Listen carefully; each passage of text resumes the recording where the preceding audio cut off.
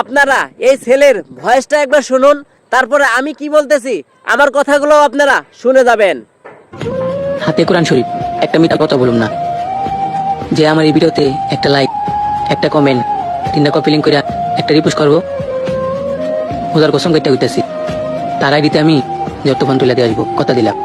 ভাই আমি তো তোর কথা শুনে তোর ভিডিওতে তুই যেভাবে বললি সেইভাবেই কাজ করলাম, কিন্তু তুই কোরআন শরীফ ধরে আল্লাহর নামে কিরা কাটলি, তারপরেও তো তুই আমার আইডিতে আসলি না, আমাকে লাইক কমেন্ট শেয়ার করলি না, তাহলে কিভাবে তুই কোরআন শরীফ ধরে এইরকম মিথ্যা কথা বলতেছিস?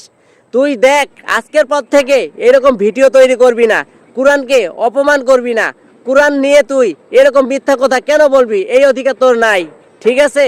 তো আজকে থেকে আমি তোকে মানা করে দিলাম, এইরকম কাজ কখনো করবি না। আমি তোর কথা মতোই তুই যেভাবে বলছিস সেইভাবেই কাজ করলাম, কিন্তু তুই তো আমাকে ফলো ব্যাক করলি না, আমার আইডিতে কপি লিঙ্ক এবং কমেন্ট করলি না, তাহলে ভালো হয়ে যা, ভালো হয়ে যা।